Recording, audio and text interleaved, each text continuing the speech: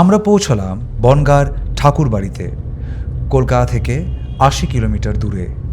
কারণ ৮০ নয়, কয়েক হাজার কিলোমিটার পথ পেরিয়ে যে মতুয়া মানুষরা বাংলাদেশ ছেড়ে ভারতে এসেছিলেন নিজেদের প্রাণ বাঁচাতে বহু বছর আগে, তাদের সামনে এখন এক নতুন পরীক্ষা।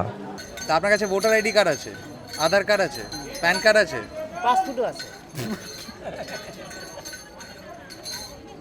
পাসপোর্টও আছে, তো আপনি নাগরিক নন? সে আমি কি করে জানবো? হ্যাঁ, কি করে জানবো সেটা? পাসপোর্টটা আনছেন? হ্যাঁ, দেখাবেন একবার, দেখাবো। দেখান। বাহ বাহ বাহ বাহ বাহ, গেছেন আপনি বাংলাদেশের পরে? আবার বাংলাদেশে ঘুরে হয়েছেন? বাহ।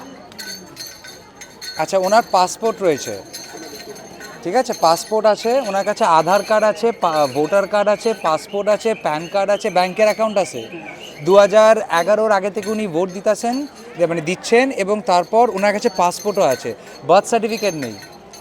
বার্থ সার্টিফিকেট নেই। আচ্ছা, তো আপনি এইসব থাকা সত্ত্বেও আপনাকে এখন কার্ড বানাতে হচ্ছে। এই কার্ডটা বানিয়ে কী করবেন তা জানি না। তা জানি না।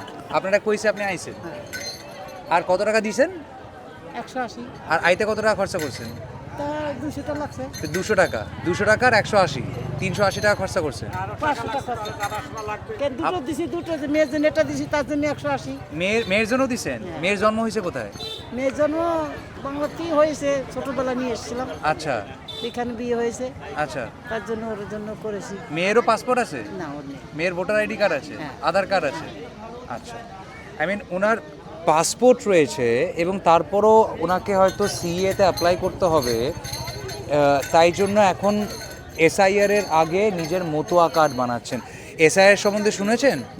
এই যে ভোটার কার্ড নতুন করে হচ্ছে, হ্যাঁ, এটাই শুনেছি যে কি হবে, সিআই হবে না কি হবে তাই বলছে। তো সিএতে আপনি আগে অ্যাপ্লাই করেছেন? না, হ্যাঁ, আপনি করবেন? এখন কি একটা করলাম, আবার কি করে করবো? এখন পরে করবো, যদি ভাই করতে হয় তাহলে পরে করবো। আপনি ভাবতে পারছেন মানুষ কতটা নিরীহ, কতটা সরল।